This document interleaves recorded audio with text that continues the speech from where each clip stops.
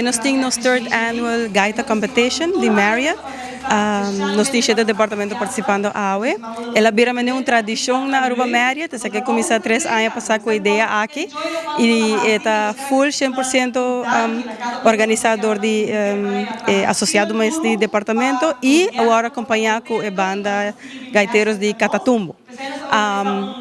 Hoje também eigenlijk nós está celebrando para kick off a holiday season com nosso associado na qual nós temos nos ballroom e outra banda nós temos suculento lunch e dinner para todos nós associados na AWE e essa aqui é virtual competition aqui door de COVID mas coisa aí passar pensei nós temos ballroom separado e também nós também está raffle prêmio para nós associados na nós também está raffle 25 prêmio AWE na nos 1.200 associados na também cada de nós associados na a receber regalo de nós custa 175 florin cada associado a para gift card de Superfood para se não por fazer algo na casa com a família durante Páscoa e nós somos sumamente orgulhosos de nosso associado na Team Spirit essa é a temporada de conectar esta temporada de estar agradecido e nós estamos agradecidos nosso associado na de Marriott para sua nanteção que está pilar e está forma de êxito de nossa companhia.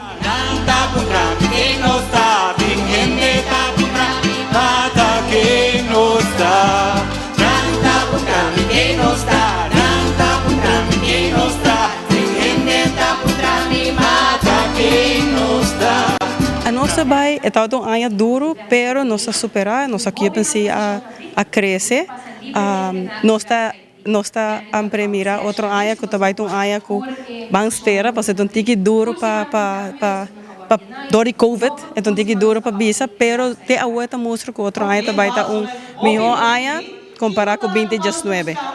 Grupo Popular da Queda. Housekeeping Lesson!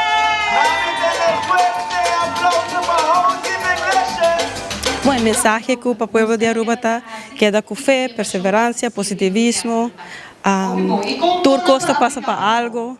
A mim sempre está me diz fé. Essa aqui é trabalho que me dá com paixão, o que vou fazer com paixão e essa é também ribabo na local que vou estar desejar. E também passa a aplicar na Marriott, porque nós temos 100% abrir e aqui nana bota agora considerar como família. Danke.